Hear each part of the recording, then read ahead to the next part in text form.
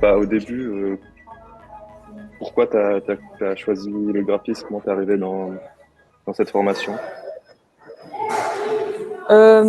Du coup, bah, moi, avant ça, en fait, j'ai fait un CFC de dessinatrice option architecture, donc c'était un métier très technique.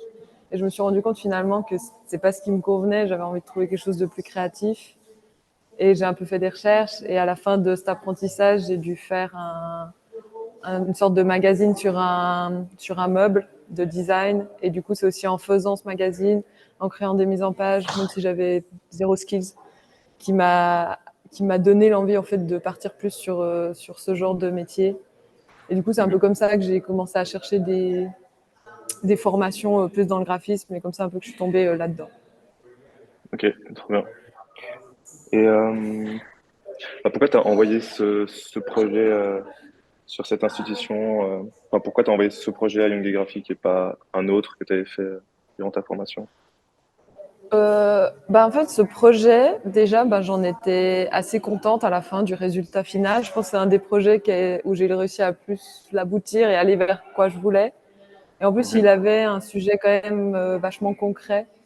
Et du coup, je trouvais que tout d'un coup, il avait un impact plus que certains autres projets que j'avais faits où tout d'un coup, le sujet était moins important aussi. Donc c'est vrai que c'est quelque chose où j'en étais contente et j'ai pensé qu'en tout cas, il avait un certain potentiel à être vu par plus que juste mes professeurs. Ok, ouais. Voilà. Et qu'est-ce que tu as trouvé d'intéressant dans ce travail et quelles difficultés tu as eues potentiellement? Alors justement, en fait, dans ce travail, je parle pas mal de personnes parce que j'ai été du coup dans une fondation qui accueille des personnes qui souffrent d'addiction. Donc j'ai été à la rencontre de ces gens. Donc ça a été vraiment ça, je pense, qui a fait que le sujet était intéressant et d'aller rencontrer les gens, d'aller sur place, d'aller visiter, d'aller comprendre comment ça se passe. Ça a été quelque chose de, je pense, qui a fait que j'ai eu du plaisir à faire ce projet.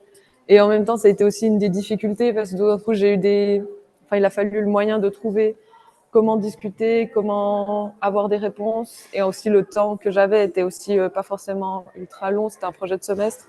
J'ai mis un peu de Mhm, temps à trouver la bonne voie. Et du coup, après, j'avais pas énormément de contenu, donc il a fallu trouver un peu des solutions pour faire avec le peu de contenu que j'avais pour que ça soit quand même intéressant et qu'il y ait quand même le côté sensible du sujet qu'on le retrouve aussi dans l'édition finalement. mhm. Ok. Je pense que ça a été un peu autant des choses très intéressantes à faire, mais aussi il y a eu pas mal de difficultés avec le contenu finalement. Mhm. Donc, voilà. Ok. Et qu'est-ce qui t'inspire en général pour ce projet ou pour d'autres? Enfin, où est-ce que tu puisses tes références? Bah, ce qui m'inspire, en fait, bah, en tout cas là, ce que j'ai trouvé, en tout cas pour ce sujet, de vraiment parler de choses concrètes et d'aller rencontrer des gens et après de faire quelque chose sur eux. Je trouve que ça, c'est déjà, ça a été quelque chose de très inspirant. Et du coup, j'ai aussi été pas mal chercher dans les bibliothèques, voir ce qui avait été fait un peu, même plus dans les côtés des livres d'artistes ou des choses comme ça, où on retrouve justement une certaine sensibilité. J'avais aussi envie de reproduire ça enfin, j'ai envie de reproduire ça dans mon travail en général. Donc, Mhm, les bibliothèques, même la bibliothèque de l'ECAL, elle fournit pas mal de documents et de mhm, choses assez intéressantes. Et il y a toujours quand même, je pense, Instagram qui est assez doté de pas mal de références. Et il y a plein d'artistes différents sur Instagram, autant dans mhm. l'illustration que dans l'édition. Donc je pense que c'est un peu un mélange de plein de choses. Ouais. Ok. Et euh, pour toi, comment tu vois l'importance du graphisme dans notre société? Je pense quand même il a une place assez importante. Surtout que, bah, on le voit, il est partout, même si on le voit pas forcément. Et je trouve justement Mhm, ce qui est intéressant, et c'est aussi ce qui a été intéressant dans ce projet, c'est que tout d'un coup, grâce au graphisme, en fait, on peut laisser une certaine trace d'un mhm, passage, soit de quelqu'un ou quelque chose. Et comme ici, ben, rien n'existait sur ces gens, finalement, c'est 7 personnes qui ont décidé de participer. Et tout d'un coup, il y a ce truc où ils ont quelque chose de réel qui va parler d'eux et qui va traverser le temps. Et maintenant, mhm. ce document, il y a une édition qui est chez eux, dans une bibliothèque, et il va juste rester là. Et peut-être que dans 10 ans, d'autres gens qui seront là-bas vont le regarder et ça va peut-être inspirer d'autres personnes avec, Mhm. avec le contenu qu'il y a à l'intérieur. Donc je pense que c'est aussi ça un peu l'importance du graphisme aujourd'hui, c'est de réussir à créer quelque chose d'intéressant qui va marquer peut-être et laisser une trace des gens, de leur passage à un moment donné sur Terre. Quoi. Mhm. Ok, trop bien. Et pour toi, est-ce que tu fais beaucoup de collaborations avec peut-être d'autres graphistes, d'autres ou d'autres métiers, des photographes et tout ça? Et est-ce que tu vois des avantages ou des inconvénients à collaborer avec d'autres gens dans ton travail? Je pense que c'est principalement des avantages finalement de collaborer, Mm. parce que de toute façon, ça va t'apporter un autre œil. Des fois, d'être seul avec son projet, on n'a pas assez de recul et d'avoir tout d'un coup d'autres personnes qui travaillent dessus, ça va t'ouvrir sur des idées et l'autre personne ou les autres personnes vont t'apporter tout d'un coup une solution qui va te faire rebondir sur quelque chose d'autre. Et je pense Mhm. que l'important, c'est finalement de trouver les bonnes personnes avec qui travailler et avec Mhm. qui ta méthodologie, finalement, elle va bien correspondre. Comme ça, tu avances ensemble. Et je pense que la difficulté, ça va être ça, ça va être trouver les bonnes personnes qui ont un peu pas forcément les mêmes idées, mais en tout cas la même façon de travailler pour que Mhm. en avances plutôt que tu te mettes des bâtons dans les roues parce que t'as pas les mêmes délais ou des choses comme ça. Ouais, Donc ouais. oui, je pense que c'est une bonne chose de collaborer plus Si tu trouves les que bonnes de personnes, rester. c'est ouais.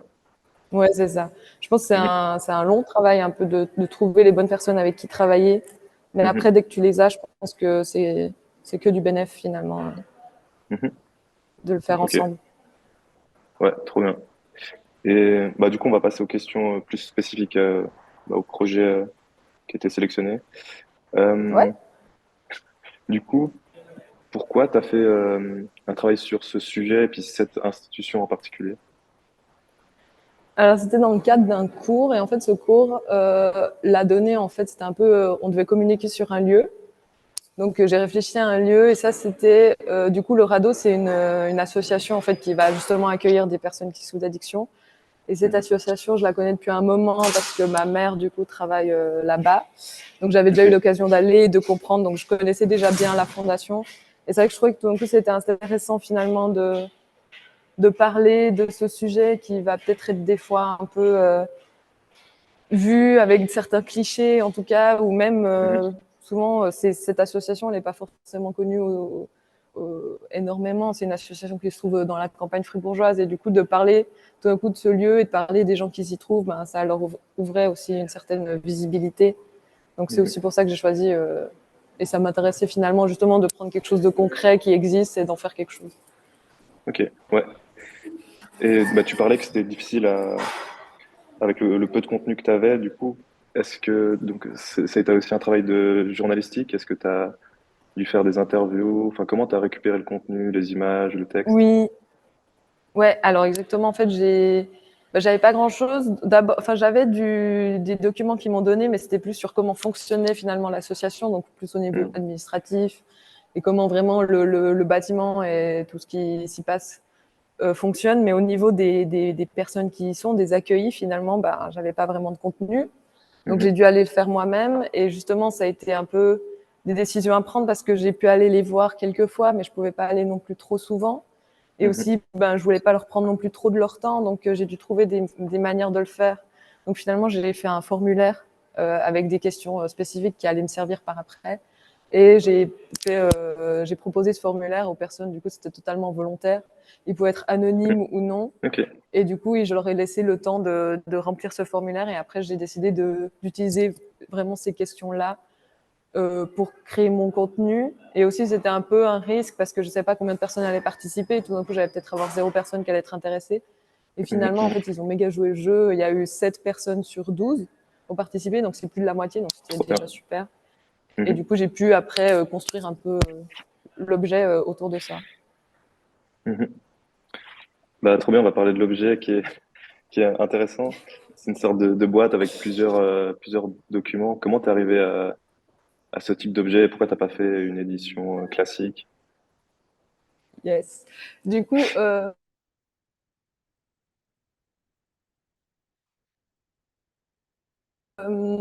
c'est pas au début, c'était vraiment une édition. Parce qu'aux dernières, ça marchait pas justement, où je créais un peu du tu es bloc. Ouais, je te vois Tu pas très m'entends? bien. Ouais. Connexion. Euh, Là, toi, tu es tout bloqué. mhm. Ah merde. Tu m'entends? On Ouais, continue ou on fait en une fait, je pause? t'entends, ouais. Euh, Moi, ça va, j'ai du wifi, hein. moi aussi, j'ai du wifi, mais il me dit que c'est pas stable. Ah, ah. Ah, l'enfer. C'était si bien parti. Ouais, c'était trop bien. Bah non, mais après, je peux couper et puis. Ok, là, ça bouge. Ok. Ah là, ça va, ça va. Attends. Oui? Tu me vois Ah, bouger ou? t'es vraiment... Non, je te vois pas bouger, t'es Hmm. vraiment kéblo. En plus, t'es kéblo, pas ouf. Ah merde. Un arrêt sur image qui te met pas... Oh, voilà. Hmm. Ah, c'est bon, je te vois bouger. Ah, C'est bon ou pas? c'est Ok, bon, c'est ça bon? bouge, c'est bon. Ok. Est-ce C'est que. un Bah, peu là, ça bug un peu, mais ça va. voilà, ça. C'est bon. Mais ça, c'est pas très fluide, hein. Ok. Bah, après, l'image, c'est pas super important. Ouais, là, c'est bon. C'est ok? C'est ok, ok. Ouais, moi Bah, aussi. alors, ok. Ok, ouais. Ouais, bah, Bah, on reprend peut-être là je juste la repars. question. Ouais. Tu reposes et... Euh, ouais, ouais, on fait ça. Ouais, on Ouais, repart. Coupé. euh, pour l'objet, euh, c'est un objet assez intéressant, c'est une sorte de boîte avec plusieurs documents à l'intérieur. Comment t'es arrivé à ce type d'objet? Pourquoi t'as pas fait une édition classique? Alors du coup, pendant longtemps, c'est vrai que j'étais partie sur une édition. Même les dernières semaines, j'étais encore sur une édition. Et en fait, ça marchait pas forcément avec l'objet, justement. Il manquait quelque chose un peu... je suis pas convaincue. Puis justement, pour que l'édition ait un peu de force, il me semblait qu'il me manquait du contenu. Donc j'étais, il faut pas que forcément je fasse une édition. Et du coup, ça a été un peu une réflexion de comment faire finalement plus un objet qu'une édition. Mhm, Et ça a été un peu des tests où tout d'un coup, j'ai eu l'idée justement de faire des petits cahiers pour chaque personne. Du coup, je me suis dit, il faudrait quelque chose qui tienne ces petits cahiers. Et en même temps, j'avais un peu j'avais en gros trois parties, du coup, de comment après faire finalement un objet pour ces trois parties. Et après, l'idée, finalement, elle est venue un peu de ce truc qui s'ouvre. mhm, Et du coup, c'est un peu, moi, j'avais un peu la référence aussi un peu d'un dossier, presque un dossier médical, comme ça, très blanc et tout. Et on ouvre et tout d'un coup, à l'intérieur, il y a plein de choses qui se passent. Et je pense que c'est mhm, aussi quelque chose qui marchait assez bien du fait que la personne qui va lire ça, elle va pouvoir commencer là où elle veut. Il n'y a pas de début, il n'y a pas de fin. C'est un peu à mhm. l'instinct et c'est assez, assez, assez, j'ai pas Organique les mots, et mais personnel. ouais, c'est ça, exactement. Et du coup, juste, je pense que c'était un peu la meilleure solution finalement qui est venue assez tard, mais de plutôt partir sur quelque chose de voilà, plus de l'idée de l'objet que de l'édition. Mhm. Ok, ouais. Et du coup, est-ce que tu leur as montré ce projet à cette fondation à la fin ou comment ils l'ont pris? Quelle était leur réception? Alors oui, j'ai pu aller leur montrer il y a une semaine maintenant que j'ai été leur montrer, donc j'ai été leur présenter l'objet.